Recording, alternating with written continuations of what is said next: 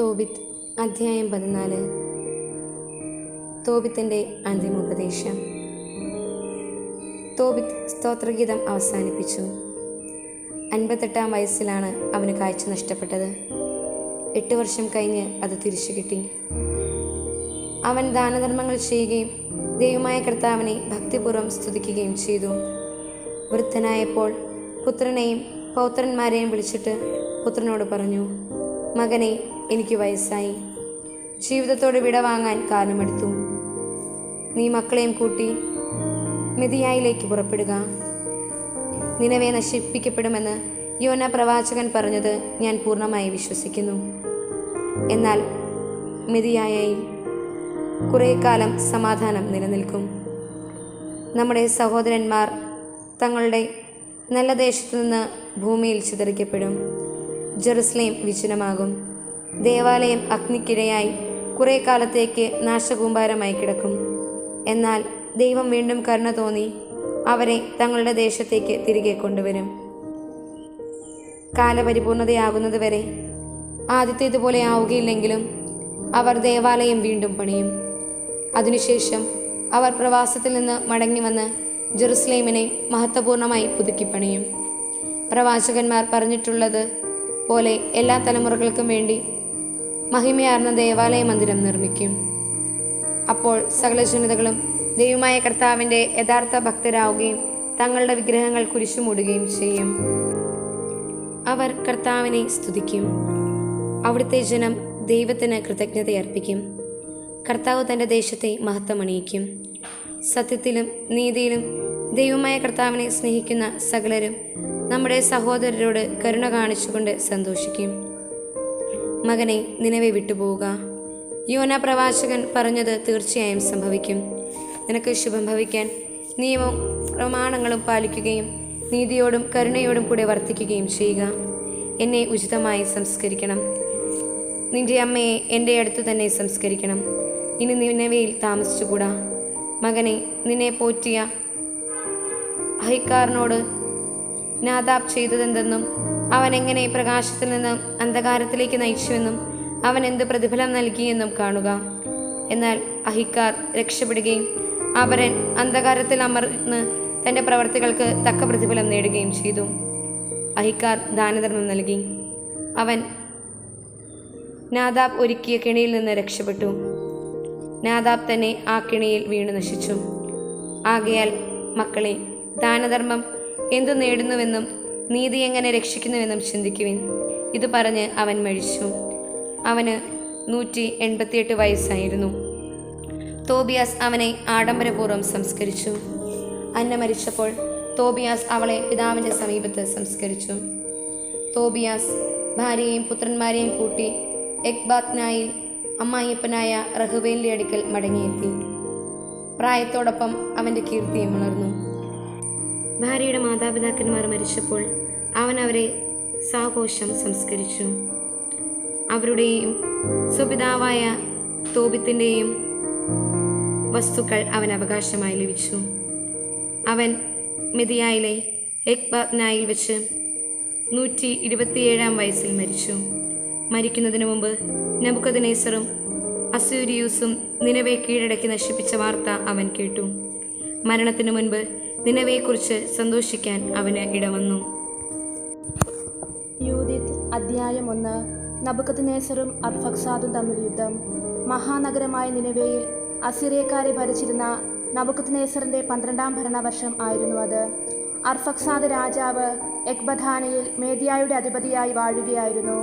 അവൻ 3 മുഴം കനത്തിലും 6 മുഴം നീളത്തിലും ചെത്തിയെടുത്ത കല്ലുകൊണ്ട് എക്ബഥാനയ്ക്ക് ചുറ്റും മതിൽ പണിതു. മതിലിന് 70 മുഴം ഉയരവും 50 മുഴം വീതിയും ഉണ്ടായിരുന്നു. കവാടത്തിൽ 100 മുഴം ഉയരവും അടിത്തറയിൽ 60 മുഴം വീതിയുമുള്ള ഗോപുരങ്ങൾ നിർമ്മിച്ചിരുന്നു. സൈന്യത്തിന് ഒന്നിച്ചു കടന്നു പോകാനും കാലാൽപ്പടയ്ക്ക് നിരയായി നീങ്ങാനും കഴിയുമാറ് കവാടങ്ങൾ 70 മുഴം ഉയരത്തിലും 40 മുഴം വീതിയിലുമാണ് പണിതത്. അക്കാലത്താണ് നബൂഖദ്നേസർ രാജാവ് റാഗാവിൻ്റെ അതിർത്തിയിലുള്ള വിശാലമായ സമതലത്തിൽ വെച്ച് അർഫക്സാദ് രാജാവിനോട് ഏറ്റുമുട്ടിയത്. മലമ്പ്രദേശത്തെ ജനങ്ങളും യൂഫ്രട്ടീസ്, ടൈഗ്രീസ്, ഹിദാസ്പസ് എന്നീ നദികളുടെ തീരങ്ങളിൽ വസിച്ചിരുന്നവരും എലിമായുടെ രാജാവായ അറിയോക്കും സമതലത്തിൽ വെച്ച് അവനോട് ചേർന്നു. അനവധി ജനതകൾ കൽദായ സൈന്യങ്ങളോട് ചേർന്നു. അസീറിയക്കാരുടെ രാജാവായ നബൂഖദ്നേസർ പേർഷ്യയിലും പടിഞ്ഞാറ് കിലിക്കിയ, ദമാസ്കസ്, ലെബനോന്റെ നേരെ കിടക്കുന്ന പ്രദേശങ്ങൾ എന്നിവയിലും സമുദ്രതീര പ്രദേശങ്ങളിലും വസിച്ചിരുന്നവർക്കും കാർമൽ, ഗിലയാദ്, ഉത്തര ഗലീലി, വിശാലമായ എസ്രായേലോൺ താഴ്വര എന്നിവിടങ്ങളിലും സമറിയായിലും അതിനു ചുറ്റുമുള്ള പട്ടണങ്ങളിലും ജോർദാന് അക്കരെ ജെറുസലേം വരെയും ബദനി, കെലൂസ്, കാദേശ്, ഈജിപ്തിലെ നദീതീരം, തഫാനസ്, റാംസസ് എന്നിവിടങ്ങളിലും താനീസ്, മെംഫീസ് ഇവയുൾപ്പെടെ ഗോഷൻ പ്രദേശം മുഴുവനിലും ഈജിപ്തിൽ എത്യോപ്യയുടെ അതിർത്തികൾ വരെയും വസിച്ചിരുന്നവർക്കും സന്ദേശമയച്ചു. എന്നാൽ ആ പ്രദേശങ്ങളിലെ ജനങ്ങൾ അസീറിയ രാജാവായ നബൂഖദ്നേസറിന്റെ ആജ്ഞ അവഗണിക്കുകയും യുദ്ധത്തിൽ അവനോട് ചേരാൻ വിസമ്മതിക്കുകയും ചെയ്തു. അവർ അവനെ ഭയപ്പെട്ടിരുന്നില്ല. അവരുടെ ദൃഷ്ടിയിൽ അവൻ ഒരു സാധാരണ മനുഷ്യനായിരുന്നു. അവൻ്റെ ദൂതന്മാരെ അവർ വെറും കൈയോടെ അപമാനിതരായി തിരിച്ചയച്ചു. ആ ദേശങ്ങളെല്ലാം നബൂഖദ്നേസറിന്റെ കടുത്ത രോഷത്തിന് പാത്രമായി. കിലിക്കിയ, ദമാസ്കസ്, സിറിയ എന്നിവയുടെ മേൽ നിശ്ചയമായും പ്രതികാരം നടത്തുമെന്നും മൊവാബ് നിവാസികളെയും അമ്മോൻ ജനതയെയും യൂദായിലും ഈജിപ്തിൽ ഇരു കടലുകളുടെയും തീരങ്ങൾ വരെയും വസിച്ചിരുന്ന എല്ലാവരെയും വാളിനിരയാക്കുമെന്നും അവൻ തൻ്റെ സിംഹാസനത്തിൻ്റെയും രാജ്യത്തിൻ്റെയും പേരിൽ ശപഥം ചെയ്തു. 17-ാം വർഷം അവൻ അർഫക്സാദ് രാജാവിനെതിരെ സൈന്യത്തെ അയച്ചു. അവനെ യുദ്ധത്തിൽ പരാജയപ്പെടുത്തുകയും അവൻ്റെ സൈന്യത്തെയും കുതിരപ്പടയെയും രഥങ്ങളെയും നിശേഷം നശിപ്പിക്കുകയും ചെയ്തു.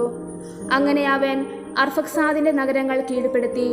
എക്ബഥാനയിൽ പ്രവേശിച്ച് ഗോപുരങ്ങൾ പിടിച്ചെടുക്കുകയും കച്ചവട സ്ഥലങ്ങൾ കൊള്ളയടിക്കുകയും ചെയ്തു. പ്രതാപമുള്ള പട്ടണത്തെ പരിഹാസപാത്രമാക്കി. അവൻ അർഫക്സാദിനെ റാഗാവ് പർവ്വതനിരകളിൽ വെച്ച് ബന്ധനസ്ഥനാക്കി കുന്തം കൊണ്ട് കുത്തി അവനെ പൂർണ്ണമായി നശിപ്പിച്ചു. അനന്തരം അവൻ തൻ്റെ വിപുലമായ സംയുക്ത സൈന്യവുമായി നിനവയിലേക്ക് മടങ്ങി. അവിടെ അവനും സൈന്യവും 120 ദിവസം വിരുന്നിലും വിശ്രമത്തിലും ചെലവഴിച്ചു. യൂദിത്ത് അധ്യായം 2. ഹോളോഫർണസിനെ അയക്കുന്നു. നബൂഖദ്നേസർ പറഞ്ഞിരുന്നതുപോലെ 18-ാം വർഷം 1-ാം മാസം 22-ാം ദിവസം ആ പ്രദേശം മുഴുവൻ പ്രതികാരം നടത്തുന്നതിനെപ്പറ്റി അവൻ്റെ കൊട്ടാരത്തിൽ ആലോചന നടന്നു. അവൻ തൻ്റെ സേവകന്മാരെയും പ്രഭുക്കന്മാരെയും വിളിച്ചു വരുത്തി തൻ്റെ രഹസ്യ പദ്ധതി വിശദീകരിച്ചു. ആ പ്രദേശങ്ങളുടെ ദുഷ്കൃത്യങ്ങൾ സ്വന്തം നാവുകൊണ്ട് വിവരിച്ചു. തൻ്റെ കൽപ്പന അനുസരിക്കാത്ത ഏവരെയും നശിപ്പിക്കണമെന്ന് തീരുമാനിച്ചു. പദ്ധതി അവതരിപ്പിച്ചു കഴിഞ്ഞപ്പോൾ അസീറിയ രാജാവായ നബൂഖദ്നേസർ തനിക്ക് നേരെ കീഴിലുള്ള സർവ്വസൈന്യാധിപൻ ഹോളോഫർണസിനെ വിളിച്ചു പറഞ്ഞു: ഭൂമി മുഴുവൻ്റെയും അതിനാഥനായ ചക്രവർത്തി അറിയിക്കുന്നു, നീ എൻ്റെ മുമ്പിൽ നിന്ന് പോയാലുടൻ ധീരന്മാരായ 1,20,000 കാലാൾ പടയെയും 12,000 കുതിരപ്പടയാളികളെയും ശേഖരിച്ച് പശ്ചിമദേശം മുഴുവൻ ആക്രമിക്കുക. അവർ എൻ്റെ കൽപ്പന അനുസരിച്ചില്ല. ഞാൻ കോപാക്രാന്തനായി വരികയാണ്. ഭൂമുഖമാസകലം എൻ്റെ സൈന്യങ്ങളുടെ പാദം കൊണ്ട് മറിയും. എൻ്റെ പടയാളികൾക്ക് കൊള്ളയടിക്കാൻ അവരെ ഞാൻ ഏൽപ്പിച്ചു കൊടുക്കും. അതിനാൽ കീഴടങ്ങാൻ ഒരുങ്ങിക്കൊള്ളുവിൻ എന്നവരോട് പറയുക. മുറിവേറ്റവർ താഴ്വരകളിൽ നിറയും. അരുവികളും നദികളും മൃതശരീരങ്ങൾ കൊണ്ട് കവിഞ്ഞൊഴുകും. ഞാൻ അവരെ തടവുകാരാക്കി ലോകത്തിൻ്റെ അറ്റം വരെ പായിക്കും. നിങ്ങൾ മുൻപേ പോയി അവരുടെ സ്ഥലങ്ങൾ എനിക്ക് വേണ്ടി പിടിച്ചടക്കുവിൻ. അവർ നിങ്ങൾക്ക് കീഴടങ്ങും. ശിക്ഷയുടെ നാൾ വരെ നിങ്ങൾ അവരെ എനിക്ക് വേണ്ടി സൂക്ഷിക്കുവിൻ. അവർ വിസമ്മതിച്ചാൽ നിങ്ങൾ കണ്ണടച്ച് കളയരുത്. രാജ്യം മുഴുവൻ കൊലയ്ക്കും കൊള്ളയ്ക്കുമായി ഏൽപ്പിച്ചു കൊടുക്കണം. ഞാനും എൻ്റെ രാജ്യവുമാണ്, എൻ്റെ വാക്കു ഞാൻ നിറവേറ്റും.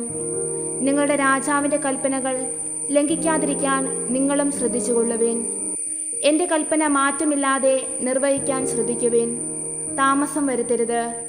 യജമാന സന്നിധി വിട്ടപ്പോൾ തന്നെ ഹോളോഫർണസ് അസീറിയൻ സൈന്യത്തിലെ സേനാപതികൾ, മറ്റു പടത്തലവന്മാർ, സേവകന്മാർ എന്നിവരെ വിളിച്ചുകൂട്ടി. യജമാനൻ കൽപ്പിച്ചതനുസരിച്ച് തിരഞ്ഞെടുത്ത 1,20,000 പടയാളികളെയും അശ്വാരൂഢരായ 12,000 വില്ലാളികളെയും ഗണങ്ങളായി തിരിച്ചു. അങ്ങനെ അവൻ ആക്രമണ സന്നദ്ധമായ ഒരു വൻ സൈന്യത്തെ സജ്ജമാക്കി. അവൻ സാധനങ്ങൾ കൊണ്ടുപോകാൻ അസംഖ്യം ഒട്ടകങ്ങളെയും കഴുതകളെയും കോവർ കഴുതകളെയും ഭക്ഷണത്തിനായി അനേകം ചെമ്മരിയാടുകളെയും കാളകളെയും കോലാടുകളെയും സംഭരിച്ചു. കൂടാതെ എല്ലാ ആളുകൾക്കും വേണ്ടി ധാരാളം ഭക്ഷണ സാധനങ്ങളും വലിയൊരു തുകയ്ക്ക് സ്വർണവും വെള്ളിയും രാജകൊട്ടാരത്തിൽ നിന്ന് ശേഖരിച്ചു. ഇപ്രകാരം പശ്ചിമദേശങ്ങളെല്ലാം തേര്, കുതിര, തിരഞ്ഞെടുക്കപ്പെട്ട കാലാൾപ്പട ഇവയാൽ നിറയ്ക്കുവാൻ അവൻ മുഴുവൻ സൈന്യവുമായി നബൂഖദ്നേസർ രാജാവിന് മുൻപേ പോയി. വെട്ടുകിളികളെ പോലെയും ഭൂമിയിലെ മണൽത്തരി പോലെയും എണ്ണമറ്റ ഒരു സമൂഹം അവരോടുകൂടെ പോയി. നിനവയിൽ നിന്ന് 3 ദിവസം യാത്ര ചെയ്ത് അവൻ ഭക്തിയിലെത്ത് സമതലത്തിലെത്തി. അതിൻ്റെ എതിർവശത്ത് ഉത്തരകിലേക്കയുടെ വടക്കു ഭാഗത്തെ പർവ്വതത്തിനു സമീപം പാളയമടിച്ചു. അവിടെ നിന്ന് ഹോളോഫർണസ് തൻ്റെ സൈന്യത്തെ മുഴുവൻ, കാലാൾ, കുതിര, തേര് എന്നീ ഭാഗങ്ങളെയെല്ലാം കൂട്ടി കുന്നിൻ പ്രദേശത്തേക്ക് പോവുകയും പുത്ത്, ലുദ് എന്നീ പ്രദേശങ്ങൾ തകർക്കുകയും റാസിസ് നിവാസികളെയും കെലിയാദേശത്തിന് തെക്കുള്ള മരുപ്രദേശങ്ങളിൽ വസിച്ചിരുന്ന ഇസ്മായേലിയരെയും കൊള്ളയടിക്കുകയും ചെയ്തു. അനന്തരം യൂഫ്രട്ടീസിന്റെ ഗതി പിന്തുടർന്ന് മെസ്സൊപ്പൊട്ടാമിയയിലൂടെ കടന്ന് അബറോൺ അരുവിയുടെ കരയിലുള്ള കുന്നിൻ മുകളിൽ സ്ഥിതി ചെയ്തിരുന്ന നഗരങ്ങളെല്ലാം സമുദ്രപര്യന്തം തകർത്തു. കിലിക്കിൻ പ്രദേശങ്ങൾ പിടിച്ചടക്കുകയും എതിർത്തു നിന്നവരെയെല്ലാം വധിക്കുകയും ചെയ്തതിനു ശേഷം അവൻ അറേബ്യയ്ക്ക് അഭിമുഖമായി നിലകൊള്ളുന്ന ജാഫത്തയുടെ തെക്കേ അതിർത്തികളിലേക്ക് കടന്നു. മിതിയാക്കാരെ വളഞ്ഞ് അവരുടെ കൂടാരങ്ങൾ അഗ്നിക്കിരയാക്കി ആട്ടിൻപറ്റങ്ങളെ കവർച്ച ചെയ്തു. അതിനുശേഷം ഗോതമ്പ് കൊയ്ത്തിന്റെ കാലത്ത് അവൻ ദമാസ്കസ് സമഭൂമിയിലേക്ക് ഇറങ്ങിച്ചെന്ന് വയലുകൾക്ക് തീ വയ്ക്കുകയും ആടുമാടുകളെ കൊന്നൊടുക്കുകയും നഗരങ്ങൾ നിർജ്ജനമാക്കുകയും നിലം ശൂന്യമാക്കുകയും യുവാക്കളെ വാളിനിരയാക്കുകയും ചെയ്തു. സമുദ്രതീരദേശങ്ങളായ സീദോൻ, ടൈർ എന്നിവിടങ്ങളിലും സൂർ, ഒക്കീന, ജാമിനിയ എന്നിവിടങ്ങളിലും നിവസിച്ചിരുന്ന ജനങ്ങൾ ഭയചകിതരായി തീർന്നു. അസോത്തുസിലെയും അസ്കേലോണിലെയും ജനങ്ങളും പരിഭ്രാന്തരായി.